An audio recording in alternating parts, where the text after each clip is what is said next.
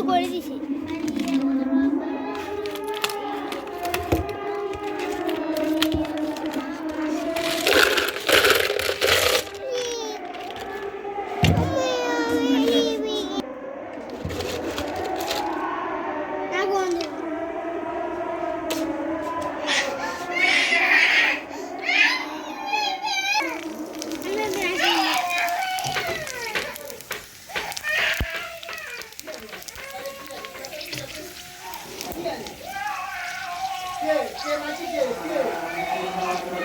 চল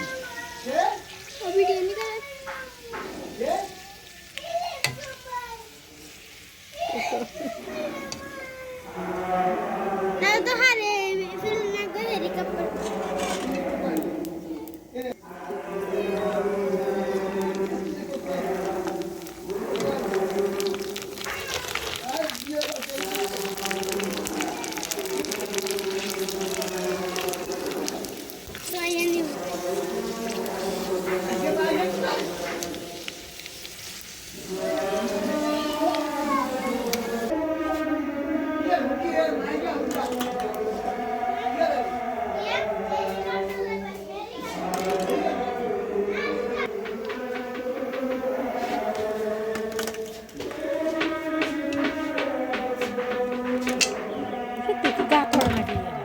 যে আমার সন্তান আমার বড় হলে আমার করে খাওয়াবে, আমার যখন রথ শেষ হয়ে যাবে, আমি যখন করতে পারবো না, তো প্রত্যেক বাবা কি আশা থাকে। কিন্তু আমি মুসলিম বাবা হিসেবে আমার আশা এটা থাকবে না। শুধু আমি মুসলিম, আমি মুসলমান, আমি মুসলমান হওয়ার কারণে, আমি একজন মুসলিম বাবা হওয়ার কারণে আমার সন্তান থেকে শুধু আমার এইটা পাওয়া থাকবে না, বরং আরো একটা পাওয়া থাকা দরকার। আমার সন্তান থেকে আমি আরো একটা জিনিস পাবো, এই জিনিসটা বাবার মাথায় থাকা দরকার।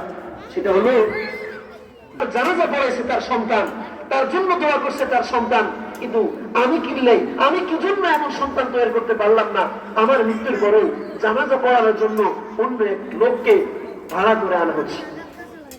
অথচ যে লোকটার জানাজা পড়েছে তার সন্তান, সেও যেমন এক সন্তানের বাবা, আমিও তো সেই সন্তানের বাবা।